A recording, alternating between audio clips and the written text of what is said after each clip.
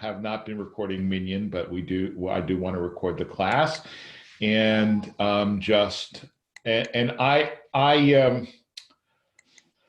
have my notes on my computer, so I may not be looking at you all quite as much as I normally. I don't even know if you can tell that I'm looking at my and rather than into the camera, because it's the same. But trying to save limited resources, so I didn't print them out. So I had announced in the announcements or the rabbi's update that we were going to look at questions of gender and questions of orientation and identity. Well, all of you have been to this class at least a couple times, and you know that I'm always way too optimistic about how much I'm gonna cover in a session. So actually, I stopped myself in mid preparation and I looked at the amount of material I had just on gender, and I said, I'm probably not going to get past this. So we may finish gender. We will not get into orientation and identity tonight. We'll do that. We'll do that in 2 weeks. Okay, so I want to give a little bit of history, and I want to first of all sort of acknowledge that the Jewish tradition has been shaped mostly by men. I think that is simply a fact. But if you look at the picture of the Bible, I think it is a mixed picture.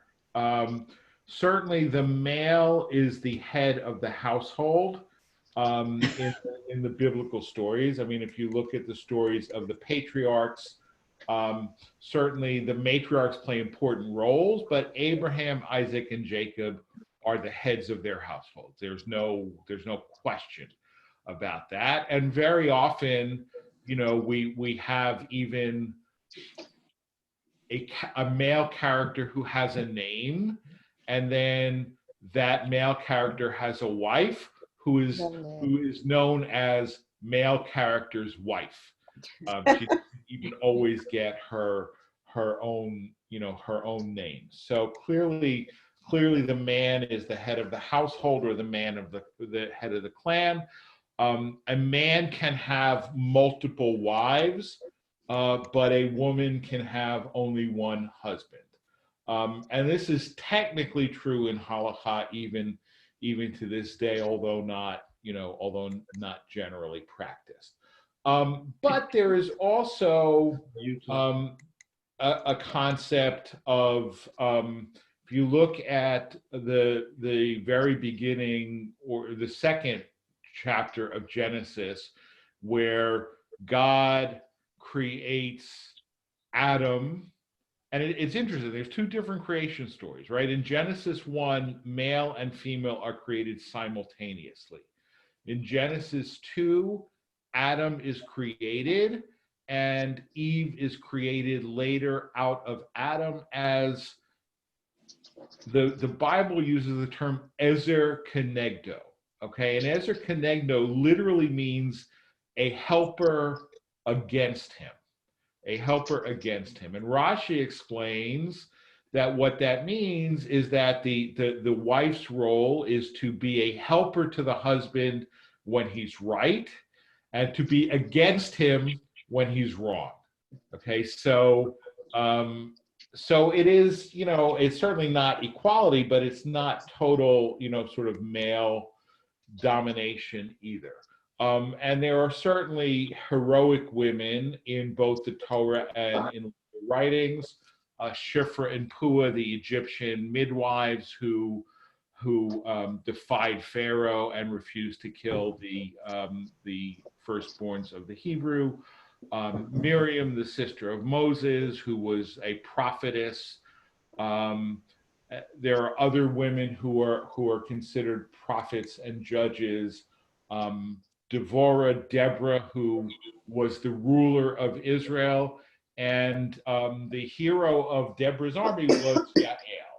Okay, so there are certainly heroic women in the Bible, but I think it generally I think it is reasonable to say it is male focused, and as a general rule, men are the heads of the household, are the heads of the clan, and are the heads of the nation, with exceptions, but exceptions are notable because they are exceptions. All right, now in the rabbinic tradition, again, it is mixed, but if you look at, and you can mine certainly the Talmud, which is, several thousand pages, and you can prove anything by selective quoting. But I do think it is fair to say that there were many rabbis in the Talmud who saw women as frivolous, who saw women as having less intelligence than men. There are figures who are exceptions to that. For example, Bruria, who was the wife of Rabbi Meir. And there are many stories about Bruria and her not only her learning, but her wisdom. And so, she's cited as a role model and as cited as somebody with great learning and great wisdom. But again, that's the exception. And there's one story about Bruria that is a classic story, and it comes to mind for me frequently in the last 3+ years. Okay, so there were some ruffians, some gangsters, some bad guys on the street where Rabbi Meir and Bruria lived, and Rabbi Meir prayed that they should die. And Bruria overheard him and said, "That's not an appropriate prayer." And he said, "Why not?" And she quoted to him from the Psalms where it said, "Yitamu chataim min haaretz." Okay, may sins cease from the earth. And she said, it says chataim, not chotim. May sins cease from the earth, not sinners cease from the earth. You're not supposed to pray that they should die. You're supposed to pray that they should repent, that they should change their ways, right? And then if they change their ways, they won't bother us anymore. So, like I said, I think of that prayer often these days. Because praying for people to die is not a proper prayer, but praying for people to change their ways is a proper prayer. Okay, but if we want to look at the halakha, okay, and here I'm going to spend a lot of time, I think. So very often in halachic discussions, there are three categories that are grouped together. Women, minors, and slaves, okay, are grouped together. For example, women, minors, and slaves don't count for the minyan. Okay, now what is the commonality of women, minors, and slaves? Okay, I mean, let me just throw that out there as a question. If we're thinking halachically, right? So they are exempt from what are known as mitzvat aseh shehazman garma, which is generally translated in English as positive time-bound commitments. Okay, what is a positive time-bound commitment? It is a commandment to do a certain thing at a certain time. Okay, so like putting on tefillin is a positive time-bound commitment because it's a commandment. It's a commandment to do a certain thing at a certain time, right? Davening is a positive time-bound commandment because it's a commandment to pray, and it has to be done at certain times, right? Whereas keeping kosher is not a positive time-bound commandment, right? Because first of all, it's not really positive, it's a negative. It's not a thou shalt, it's a thou shalt not. And it's not time-bound, right? There's not certain times that you're supposed to keep kosher. You're always supposed to keep kosher, right? So that would be an exception. I mean, the exceptions for like positive time-bound commandments that women classically have been considered obligated are lighting Shabbat candles, right? That's a positive time-bound commandment, but off the top of my head, that's the only one that I can think that in classic halakha women are obligated. Now the question is why the exemption, and what do these three classes, that is to say women, minors, and slaves, what do they have in common that would lead to this exemption? Anyone? So the polite thing is that they're not required to pray, and so therefore they're not counted in a minyan. But the underlying fact of the matter is they weren't counted because they were not considered equal to those who were required to pray and therefore were counted in a minyan. Well, but that's not time bound. Wait. Let me respond to that. That's circular, right? I mean, you're not required to pray because they're not equal, and people who are not required to pray are not considered equal. To me, that sounds circular. I mean, the question is, if I would have said to you that they are simply were not counted as equal, you would have said to me, yeah, well, that's only because they are not required to pray. So I was trying to cut you off at the pass. No, but there's something else going on. Yep. Gail. Maybe. Wait, Gail first. If you think about it, a woman is a mother, and if a mother has children, the children are going to become more important than praying. If they need to be changed or fed, they have an obligation, they have to take care of the child. Similarly, the child isn't old enough to really recognize it, and the slave's in no position because if someone says jump, they're going to say how high. Right. Mm-hmm. Sue, did you have some? Well, basically, I was basically the same that Gail said, that each of the others have an obligation, whether it's the slave doing work or the student attending, the child learning, and the mom doing stuff with the children and the household responsibilities. Yeah, I mean, we had a division of labor then that we don't have now. Right. And if you're going to judge then by now standards, I'm talking about then. I'm not talking about now. Problem. Liat. They're all owned by men. No. No, they're not owned by men, but they don't have control. They don't have control over their time.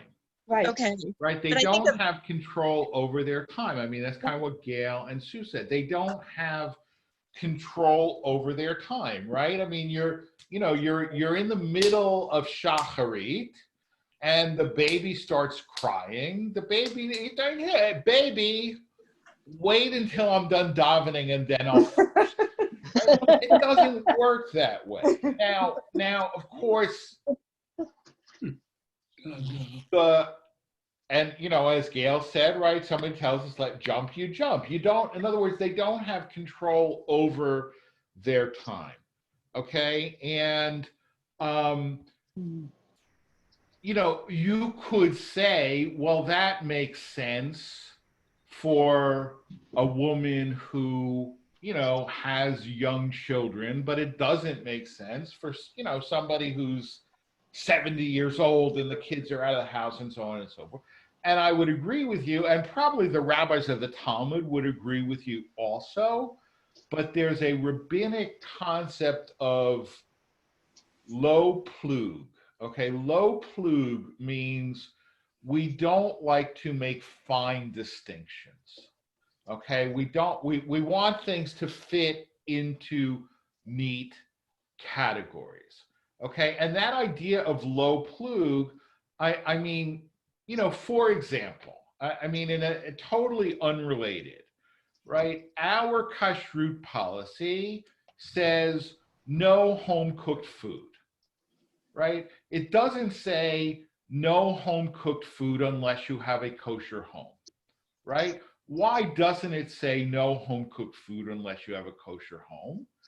Because define for me kosher home, Right. right?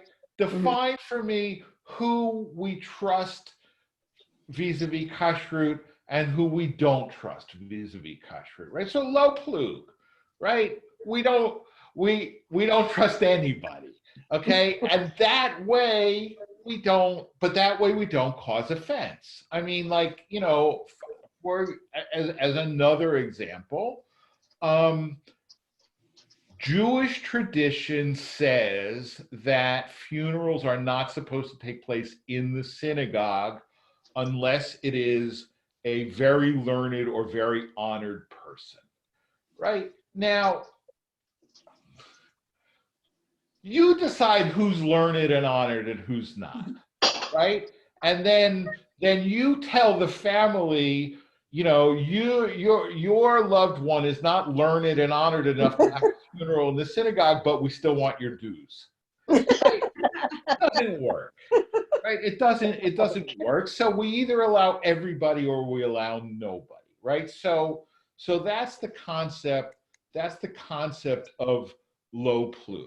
Okay, so therefore, these three categories are exempt from prayer at stated times, right? Positive time-bound commandments. And because they're exempt, they don't count as part of the minyan, right? Because part of the minyan, you're helping people to fulfill their obligation, and you can't help somebody fulfill an obligation that you yourself do not have.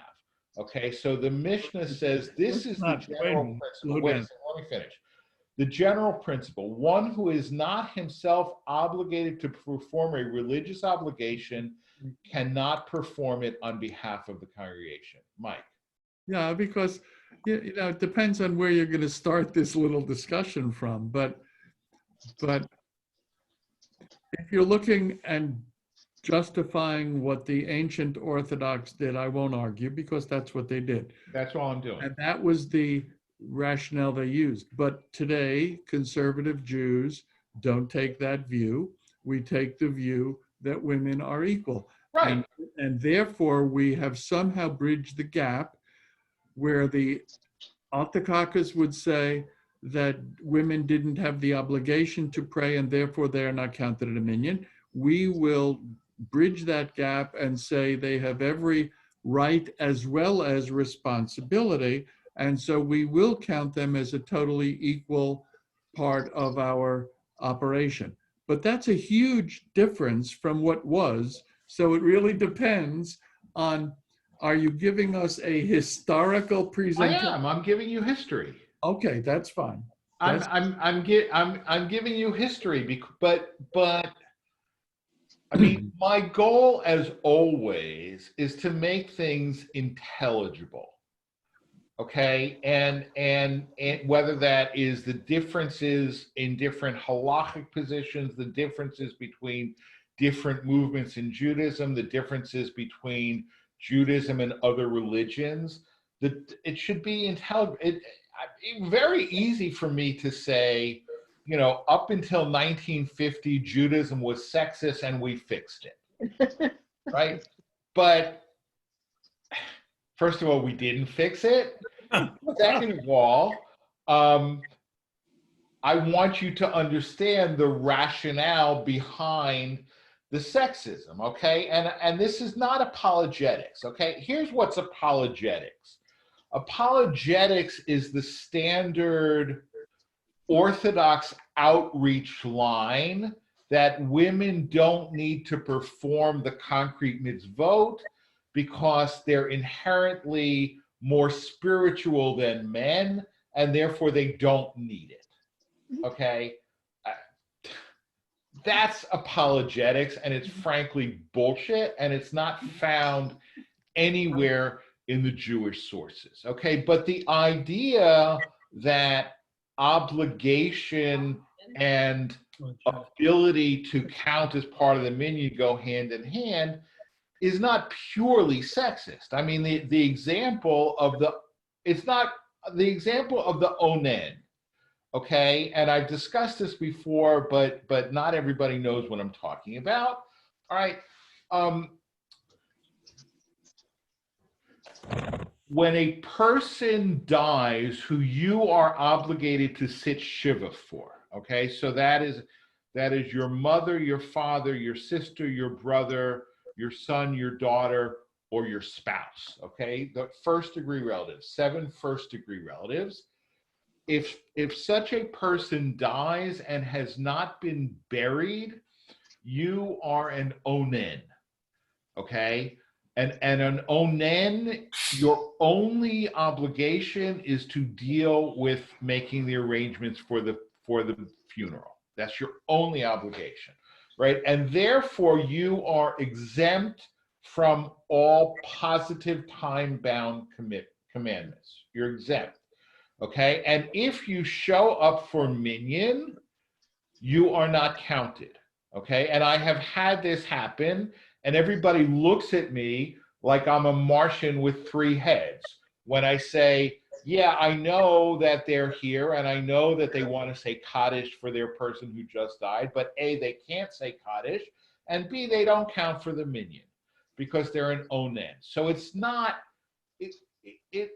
merely pure sexism, right? The idea that an onen doesn't count for the minyan is why? Because there's no obligation. And if there's no obligation, then you can't be part of the minyan. Certainly you can't lead the service, okay? And this is not apologetics. Look, I don't hold by this stuff, right? But I think it's important to understand the history and where it comes from. Okay, so therefore, if you cannot be an agent for something that you're not obligated for, you can, in theory, be an agent for something that you are obligated for. Okay, so that, I mean, one of the continual disputes between various kashrut supervision agencies is whether a woman can be a mashgiach, right? You all know what a mashgiach is, right? Yeah. Right? Can the Vad HaKashrut send a woman into a kosher restaurant or a kosher butcher store to supervise and make sure that they're doing everything kosher? All right? Can they or can they not? And why? Are there certain prayers that have to be said that a woman? There's no prayers involved in kashrut. Anyone? I thought they could. They're obligated to eat kosher meat. They're obligated to keep kosher, right? Right. Yeah, Liat. Like, okay, this is stupid, but what if she's impure? Doesn't what if- matter. That doesn't matter in terms of touching kosher food or anything? No, she can't touch another person. Right. But she can touch the food. Okay. And that's equal sex. The male suffers the same problem of impurity. Well, except that, I mean, in temple times, yes. In current times, no. Because there's no impurity that we follow other than menstrual impurity. I've been at Orthodox minyans where somebody would not be able to be called up for an aliyah because he was impure. Really? Yeah. Okay. So why would he be impure? Well, a seminal emission Right. and not having gone to the mikvah. Exactly. Yeah. I mean, that must have been in a very black hat Hasidic Rachel. because Rachel. I've never heard of that. Rachel Chabad. Yeah. Okay. at any rate, so in pure legal theory, a woman could be a mashgiach or a shochet, precisely because women are obligated to keep kosher. Right now,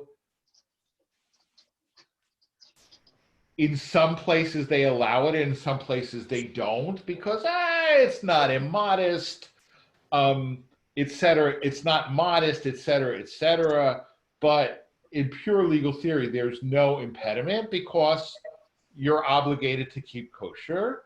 Therefore, whereas, you could have a non-Jewish chef who knows the laws of kashrut backwards and forwards and is very responsible and so on and so forth, you still have to have a mashgiach there. Because as a non-Jew, he's not obligated to keep kosher, and therefore he can't be the agent for somebody else. Okay, so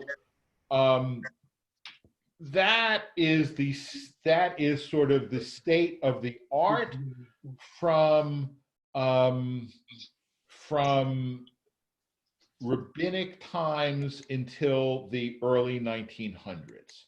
Okay, and the move for women's inclusion comes along in Judaism, comes along with the move for women's inclusion in society as a whole. In fact, I once heard Professor Chaim Soloveitchik, who I've sent things that he's written to some of you. He's a historian and the son of the late Rabbi Joseph Soloveitchik. Professor Chaim Soloveitchik says that the main reason for the societal move towards women's equality was the advent of indoor plumbing. Okay, and when he said that, again, everybody looked at him like a Martian with three heads, right? But think about it. Before the advent of indoor plumbing, which doesn't just mean a toilet, it also means water flows into your kitchen sink, the average woman spent several hours a day schlepping water, right? And now that she no longer had to spend several hours a day schlepping water, she had time to want to be included in other things. And I don't know if he's right or not, go prove it, but it's not really a crazy thought at all. I think the whole idea of leisure is really a relatively modern invention, right? I mean, I remember there was this series, I don't even remember what it was called, but Aziz Ansari, an Indian American comedian, and in the series, his father was played by his father, and they were sitting around the dinner table, and he asked his father, who was an immigrant from India, when you were a kid, what did you do for fun? The father said, fun? There was no such thing as fun, right? Your generation invented the concept of fun. Right? There was no such thing, right? So leisure and fun are essentially modern inventions, okay? And so with the advent of, let's say, labor-saving devices, women started to, at least some, seek inclusion in things that they were not previously included for. So in the United States, women did study in both the Hebrew Union College and the Jewish Theological Seminary Rabbinical School. Henrietta Zold, who some of you may have heard, may be a familiar name. She was the founder of Hadassah, a great Jewish Baltimorean. Her father was the rabbi of Ohad Shalom in Baltimore. And she studied in the rabbinical school at JTS. But it was made very clear to her that they would permit her to study, but they would not permit her to become ordained as a rabbi. Okay, so The first woman who was actually ever ordained as a rabbi was a woman named Regina Jonas in Germany. She studied in the rabbinical school of the Hochschule, the liberal seminary in Berlin. And when she started, it was not clear whether she would be ordained or not. And ultimately, the faculty decided that they would not give her official ordination, but she did receive private ordination. And in fact, one of the professors who ordained her was subsequently my professor at HUC. So, you know, this history goes way, way back, but she was privately ordained, and she served as a chaplain in a nursing home, and she was killed in the Holocaust. But that was the first woman to have any sort of formal ordination. The first woman ordained by a seminary was Sally Presand in 1972 at HUC. And all through the time that she was a student at HUC, everybody assumed that she really went there because she wanted to be not a rabbi, but a rebbitzin. And the easiest place to find a rabbi to marry was in a rabbinical seminary. But in fact, she's still alive. She's retired now. She never married. And so, you know, I don't know whether she didn't find I don't know why she never married, but she has never married. So she was the first woman to be ordained by a seminary.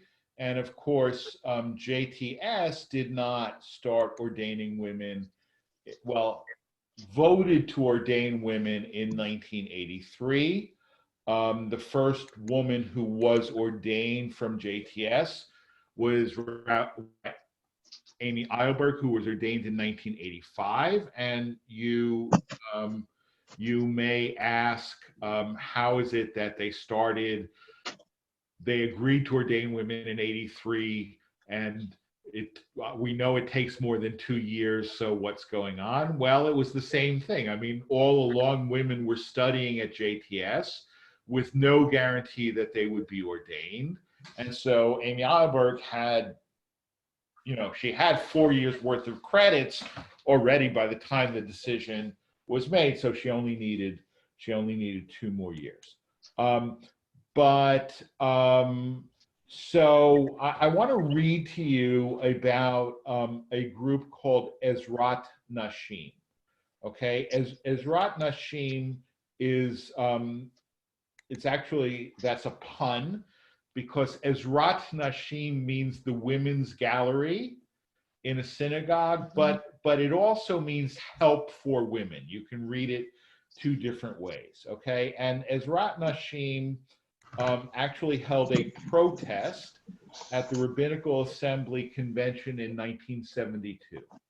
Okay, and I'm quoting from an article in the Jewish Women's Archive. By a small group of young, well-educated Jewish women, most educated within the conservative movement. Their 1972 manifesto, entitled "Jewish Women Call for Change," demanded that women be counted in the minyan, be allowed full participation in religious observance, be allowed to initiate divorce proceedings, and be counted as witnesses under Jewish law, and be admitted to rabbinical and cantorial schools.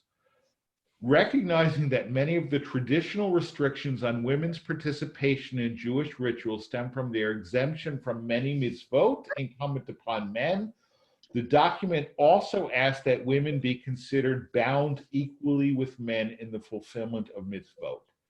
Denied their request to address the Rabbinical Assembly, Ezrat Nashim did have their call included in the packets distributed to the rabbis, and they invited those rabbis' wives who were attending the convention to attend a special meeting, which they did.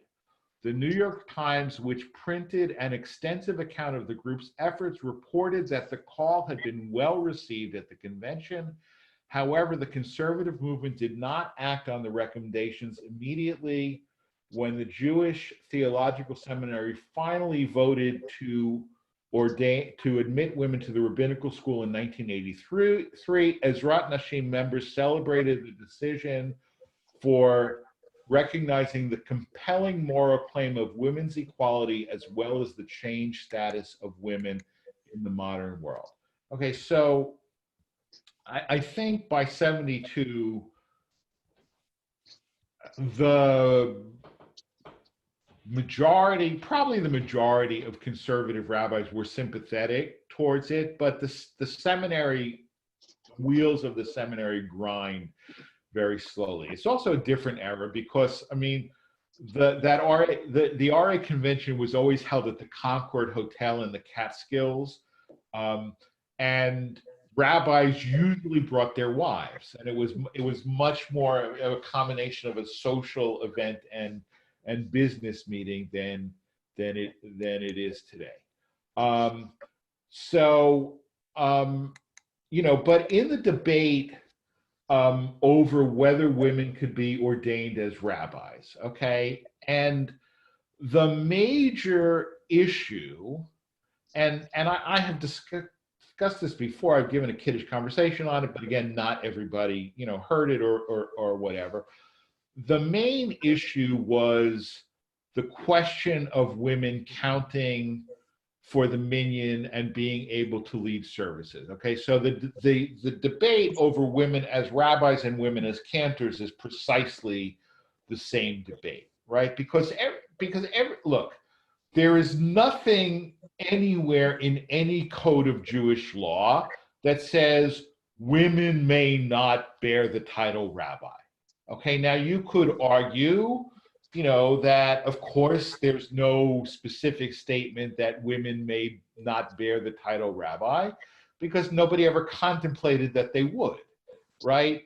But nevertheless, I mean, if leading services is not intrinsic to the title rabbi, okay? I mean, I do not know a single rabbi who became a rabbi saying, oh, when I was a kid and when I was a teenager, I loved to lead services and my dream was to lead services.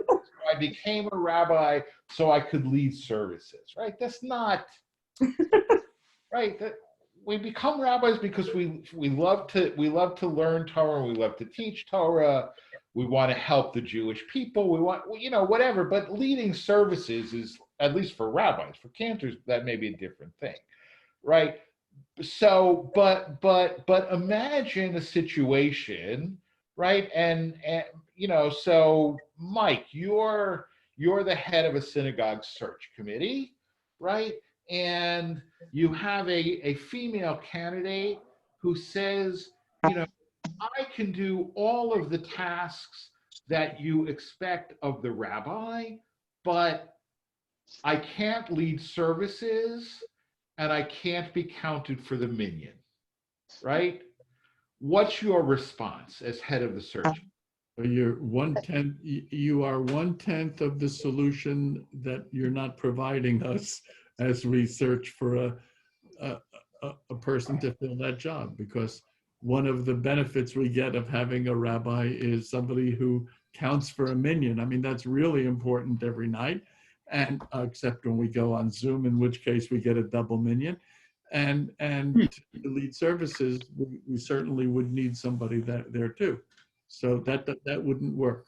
Right, exactly. It wouldn't work, right? Whereas, you know, there is now an Orthodox yeshiva that ordains women, and part of the deal is precisely that they will be they will be the rabbi or the associate rabbi, but they won't lead services and they won't count for the minyan. And in an Orthodox context, it doesn't matter, right? I mean, if you have 15 men for minyan, 10 of them know how to lead services, right?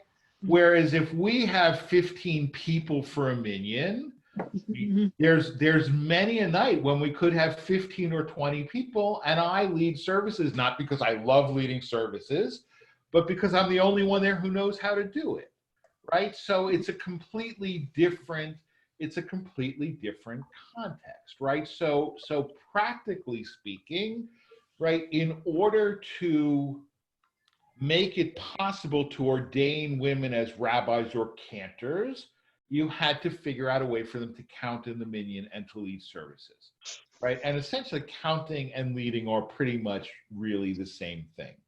Okay, so how did they do that? A responsum of Rabbi Joel Roth, who's still, alive and well and teaching at JTS. And Rabbi Roth essentially says that women can become obligated just as men are by taking a vow to be obligated. Okay, and from 1983 until sometime in the 1990s, if you were a woman who wanted to be admitted to the JTS rabbinical or cantorial schools, you had to formally take a vow that you were obligated by the same mitzvot as men.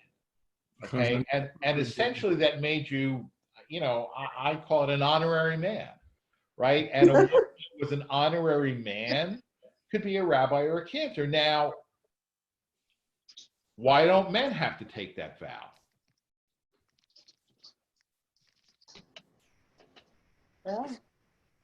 What? Because traditionally they never had to.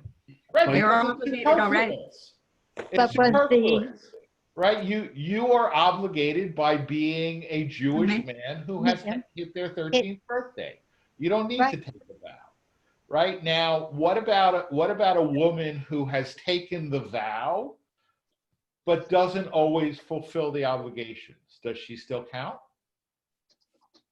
Yes. Well, men of have the course, same just like- obligation. Right. Just like, right, the obligation exists whether it's fulfilled or not. Not, yeah. Right? The obligation exists for men whether they fulfill it or not, and the obligation now exists for a woman who's taken the vow, whether they fulfill it or not. Okay, but sometime in the 1990s, they got rid of that formal obligation. Actually, it was 1994 because the Chancellor Emeritus of JTS, Rabbi Ismar Shorsh, ruled. He accepted a paper by Rabbi Judith Hauptman, who's a Talmud professor at JTS, although she wasn't a rabbi at the time, that women and men already have the same obligations. Okay, and I could go into that. I think it is a deeply I will just say this. I think it is a deeply problematic paper, because what we have done in one fell swoop is turned half the Jewish world into sinners, right? In other words, right, a man who doesn't daven, a Jewish man who doesn't daven, is a sinner, right? Is a sinner. Now a Jewish woman who doesn't daven is also a sinner. Okay, because Mazel Tov, we have just given you the same obligations as men.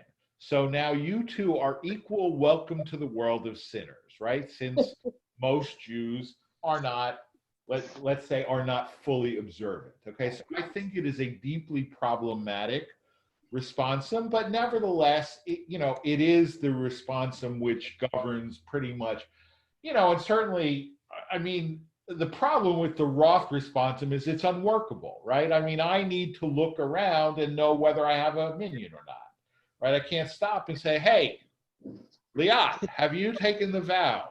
Oh, no, you don't count. Yeah, you've taken the vow, you can't, right? It just doesn't work. I mean, it's hard enough when you have only 10 people and somebody's there that you think might not actually be Jewish, right? Now, it's just, it's a very cogent paper, Rabbi Ross paper, but it's unworkable in real life. Okay. I mean, it got us to where we needed to be, and so for that, it served its purpose. And only if you look at the bridge behind you and you start questioning its engineering, but you're already across the bridge So you're going the other way. You're moving forward. And this is why I asked you from the get-go, are we talking history or are we talking? And I was just going to say, back up half an hour and you have the answer as to why I went through all that. Yes. Exactly. Right? Okay. So I'm going to call that first stage Jewish feminism. Okay?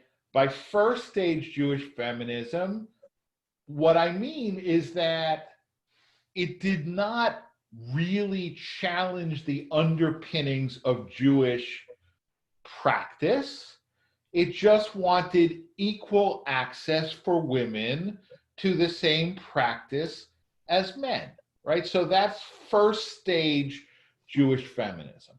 Okay, now let's move on to second stage Jewish feminism, okay? And I think the first real intellectual tour de force of second stage Jewish feminism is a book called Standing Again at Sinai, which was published in 2001, written by a professor by the name of Judith Plaskow.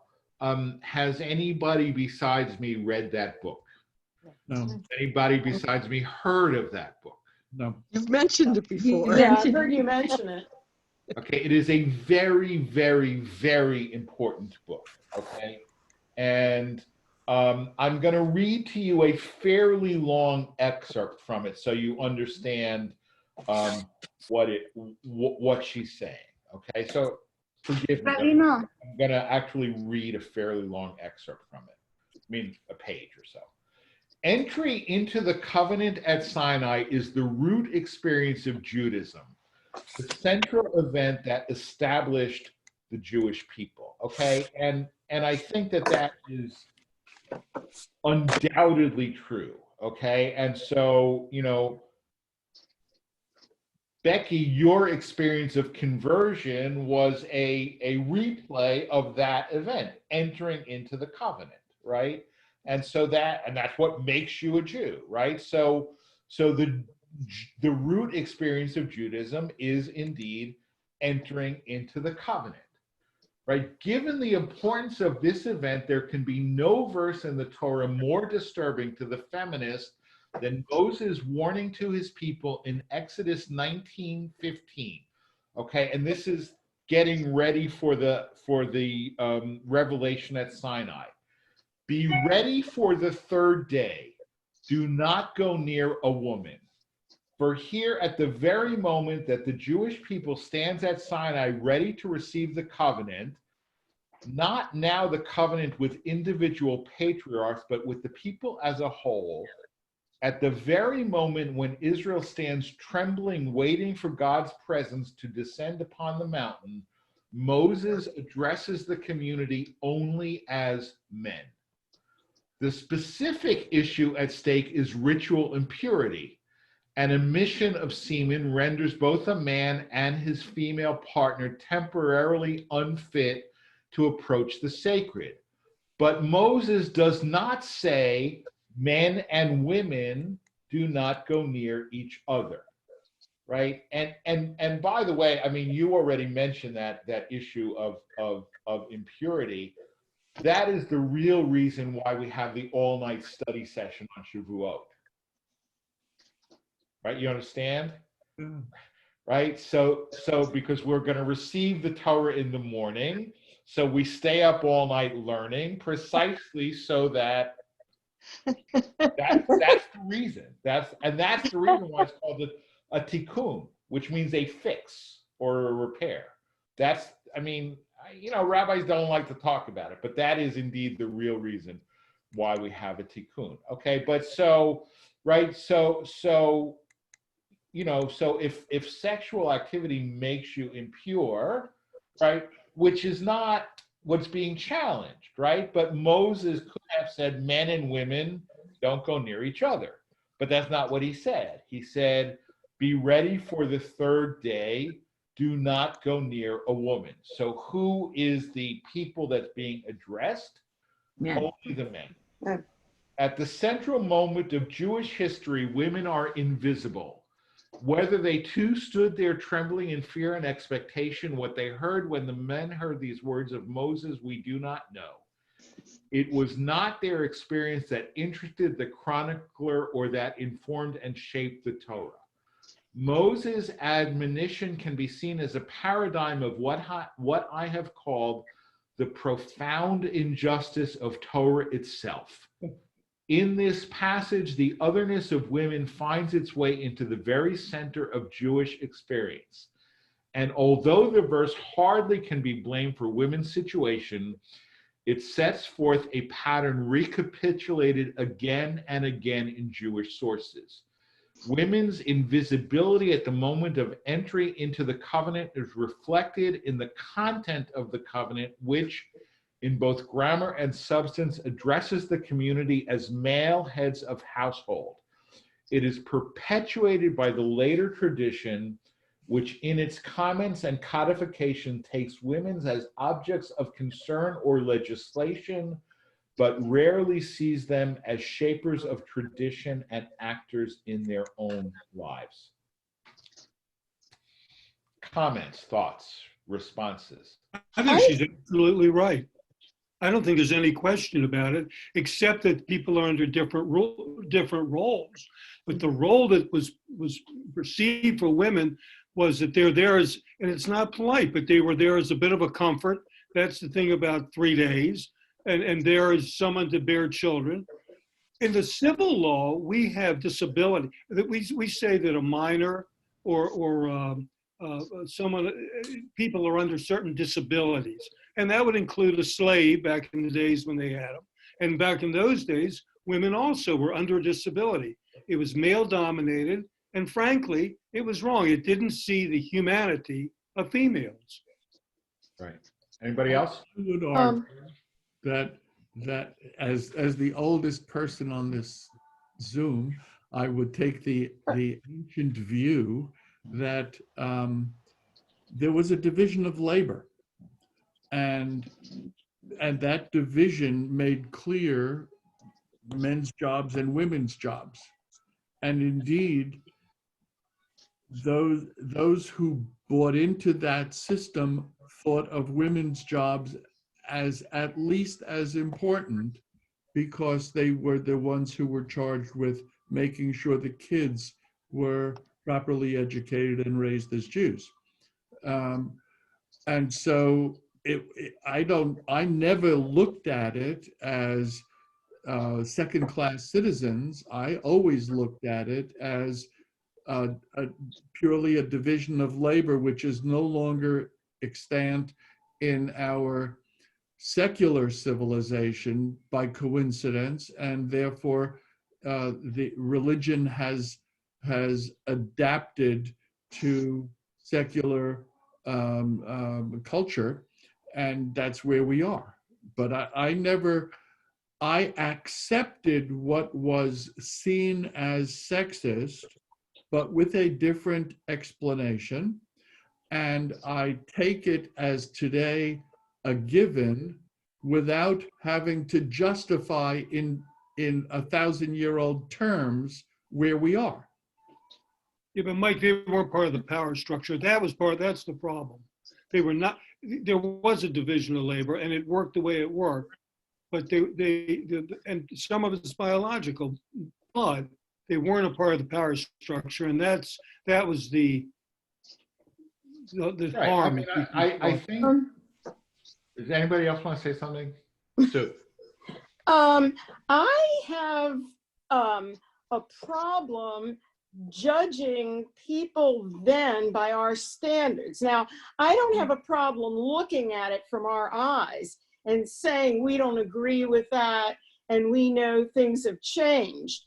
But I really think that you could look at any era of history, and if you're going to say, oh, look, they were wrong here and they were wrong there and they should have done this, and I think you can study it, but I think you have to look through it through different eyes than judgmental. I think you can look at it as a historically critical eyes, but I think that's different than looking at it as, oh, they were all wrong and Right. you know, we shouldn't even be proud of our history because look at what they thought, you know, kind of thing. So Right. just to be clear, I'm not saying that we should revise, you know, the Supreme Court has the opportunity anytime a case comes up to correct things that they now understand were not appropriate.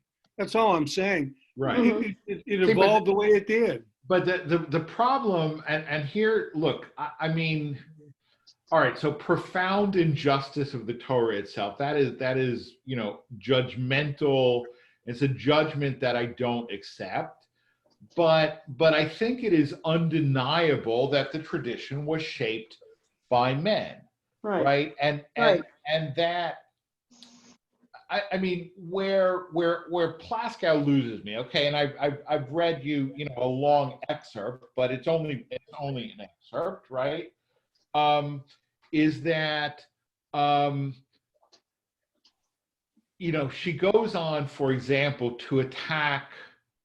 All right, attack is my term, okay? Critique the traditional God concept because, right, the traditional God concept is hierarchical, right? I mean, God gives commandments which are meant to be obeyed, right? And Plaskow would say, you know, you can, you know, go on all you want about the fact that we don't believe that God is literally male, and, you know, we don't call God a he anymore, and so on and so forth. But if you're talking about a God who sits at the top of the hierarchy, that's male. Hierarchy is male, period. And therefore you have a male God, even if you claim you don't. Okay. And now I don't agree with her, right? And let me just finish because I'm on a roll. Okay. So Plaskow says if we want a truly egalitarian Judaism, it's not enough to simply take the Judaism as it existed in 1983 and add women, right? You have to imagine what would Judaism look like today if women had been included all along, right? If women had been included all along. And I mean, to me as a conservative rabbi, here's where I really am conservative, is that, you know, I can acknowledge that the process of creating the Judaism that I inherited when I was born in 1960 was flawed. Nevertheless, that is the Judaism that I inherited, right? And so I want to pass it on intact but changed, right? And I don't want to, you know, go back and undo all of Judaism from Sinai to today. And it's a problem. I mean, and I have pointed to this phenomenon, and I will say this and then I'll shut up and I'll give other people an opportunity, is that there is a certain flawed nature about the way we do our deliberations, right? You had 25 male rabbis sitting in a room figuring out whether women could be rabbis, right? And then 20 years later, you had 25 presumably straight rabbis sitting in a room determining whether gays could be rabbis, right? And the people, they are the objects of the discussion, but they're never part of the discussion, right? And here, you may never hear me quote Newt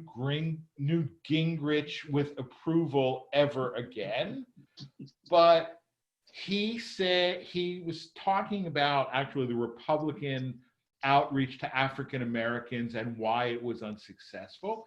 He says there's a difference between outreach and inclusion, right? Outreach is 5 white guys talking about how to get more blacks to vote for our party. Inclusion is blacks are at the table, Right. right?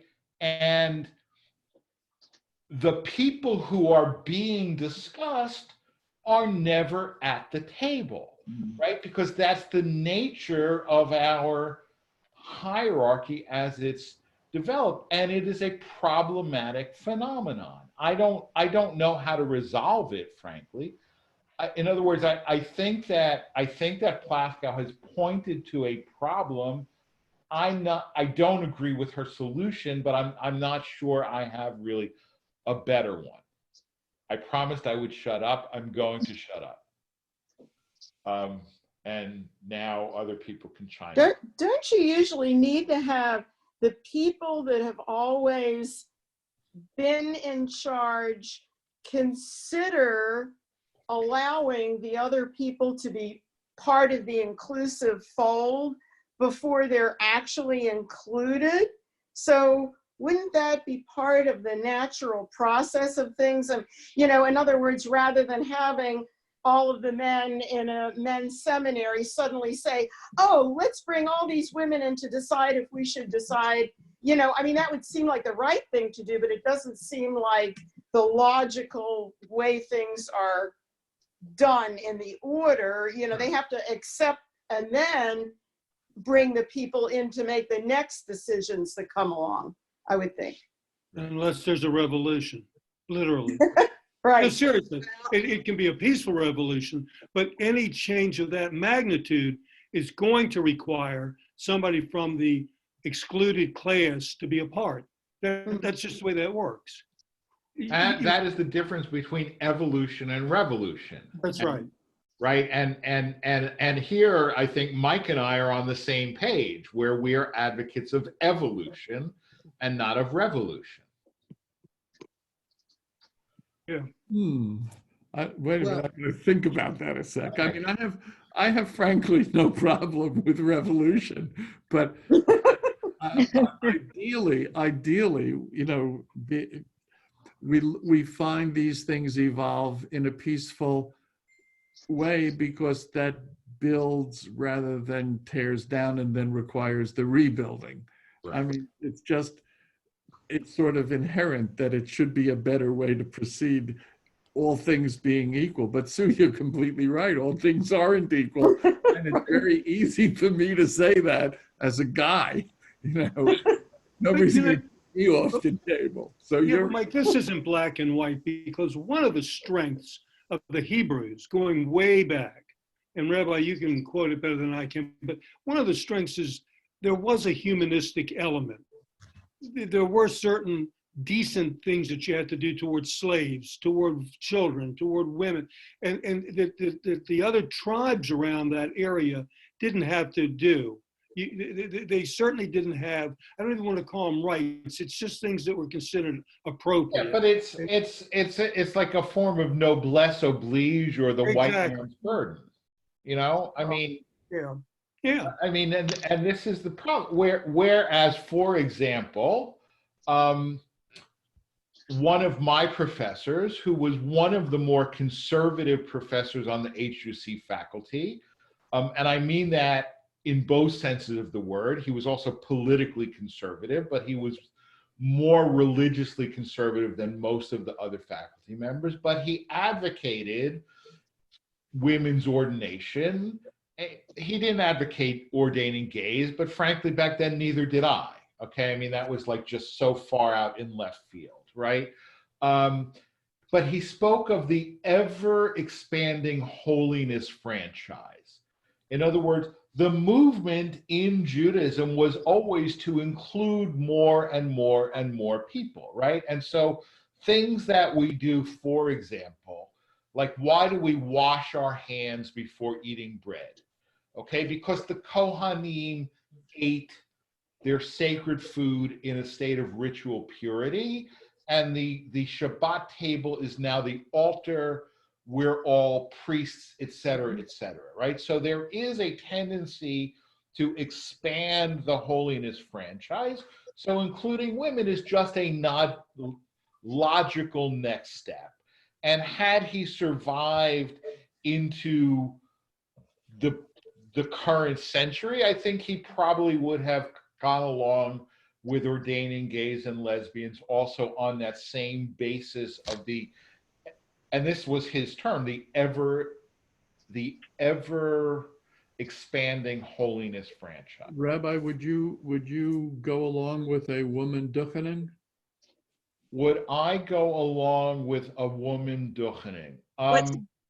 What is that? That's We've done that. when the Kohanim come up to bless the congregation. We have had it done in our congregation. Yeah.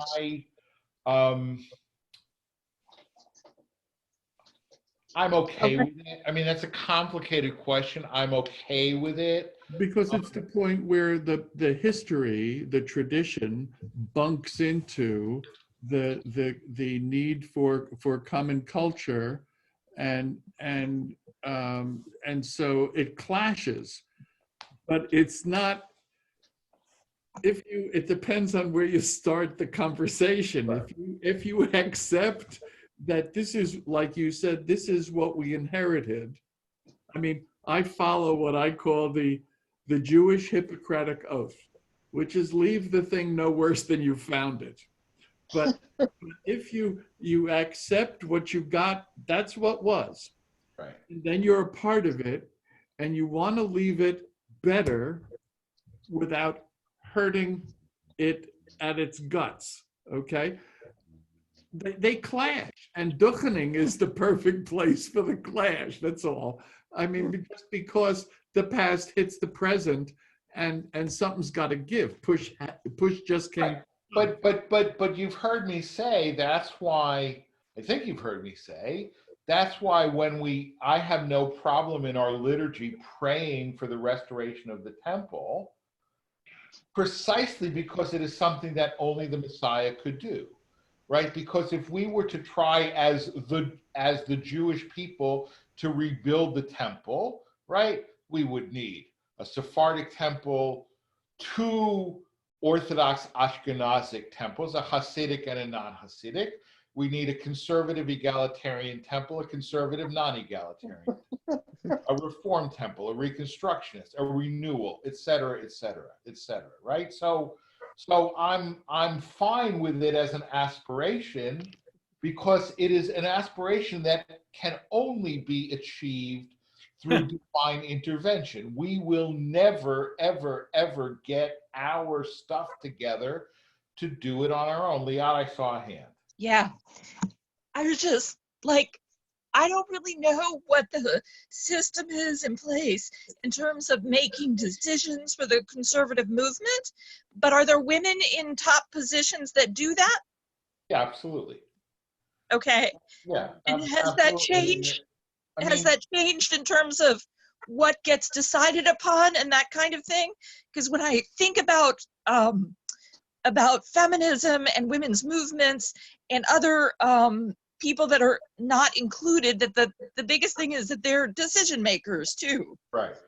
No, I mean, when you look at the conservative movement, when you look at the conservative movement, unfortunately, you're looking at a CYA movement whose first job is to not disenfranchise, to not force a chunk of its populace to walk away. So whenever there's a responsa on a controversial issue, seems to always be a counterpoint responsa, and the wisdom of the higher authorities of the conservative movement saying it's up to each congregation and rabbi to pick the way they go, because that's politically correct. Mike, I think that I honestly think that is too cynical. Okay, in other words,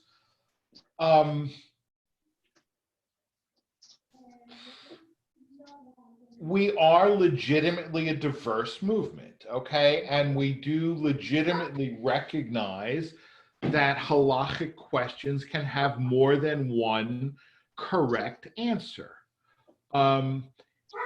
You know, and we also recognize that there are times when, because I've had some conversation with people on the law committee, because right? That when we went to the necessity of using Zoom for our services, right? And the law committee said you can stream on Shabbat provided that the stream is running 24/7, or you have a non-Jewish staff member run it, and so on and so forth. And I said, we cannot possibly do that. And therefore, it is either not have services or go against the law committee. I, as the rabbi, have decided we are going against the law committee, and I have not received The right, and without backlash. question, it was the right decision. And no, Right. But no. let me tell you that Are you going to halachic jail? no, because people on the law committee have said to me, look, we are proceeding very slowly and very carefully, okay? But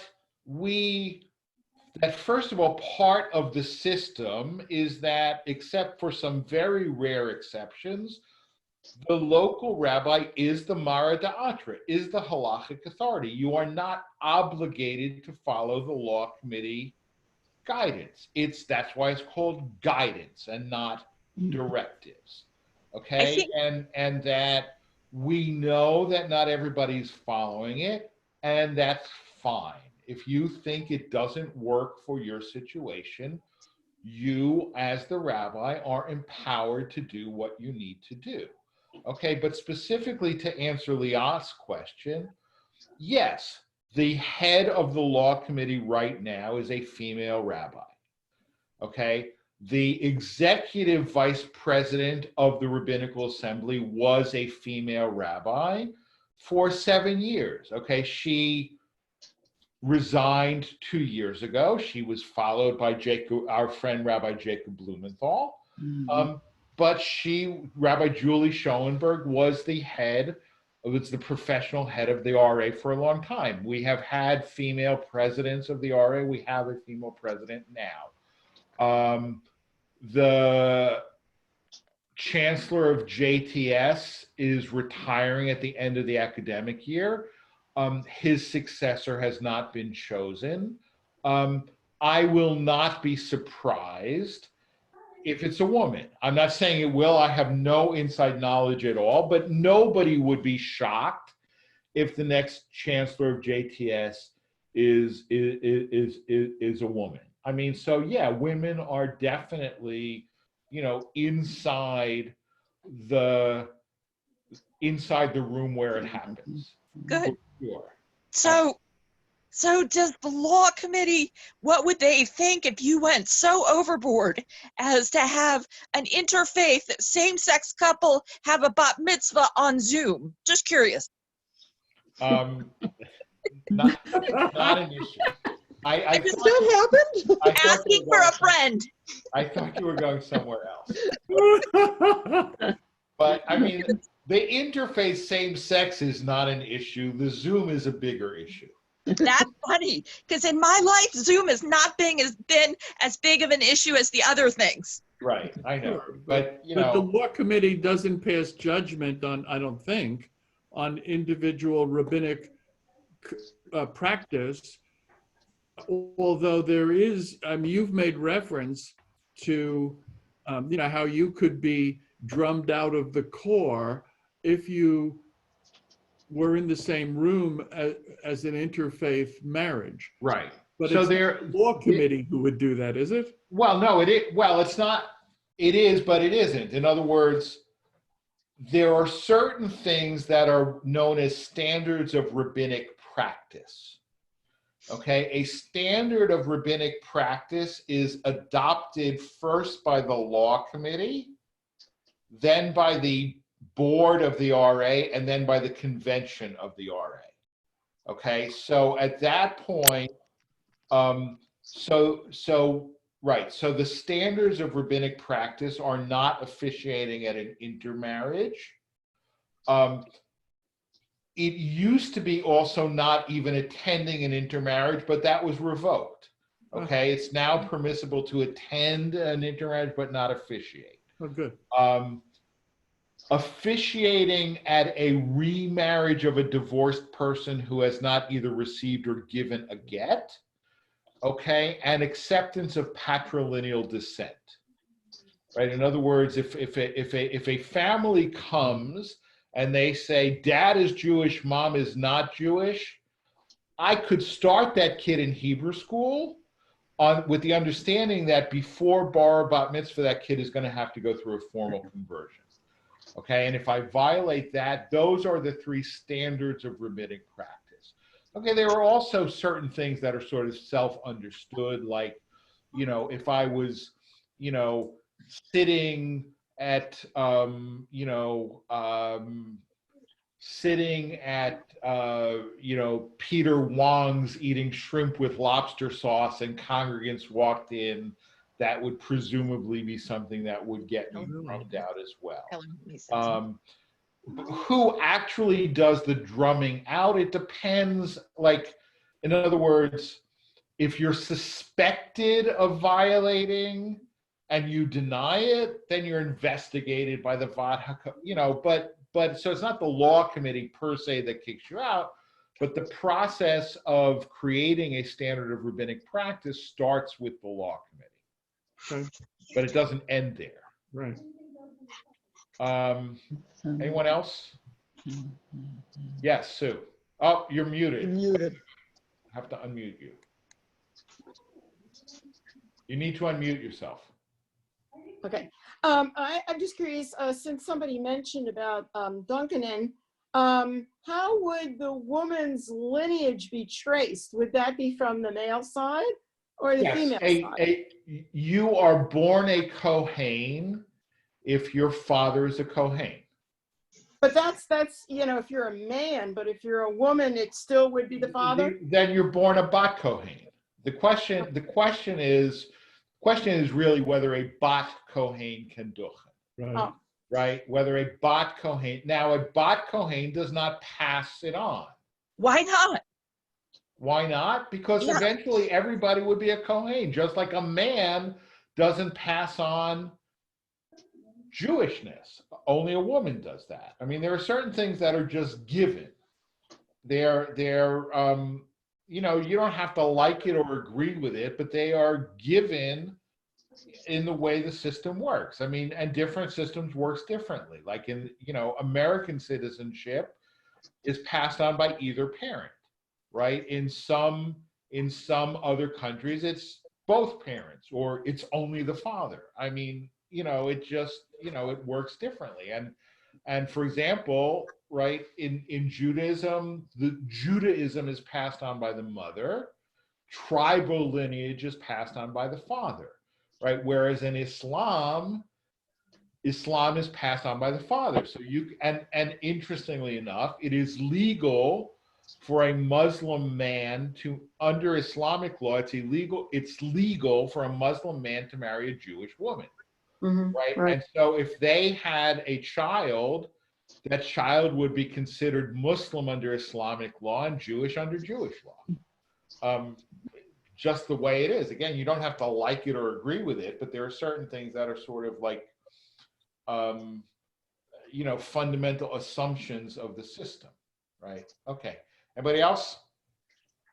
All right. Thank you very much. Thank you. Thank you. Thank you. Lila Tov, everybody. Really, thank you. Lato.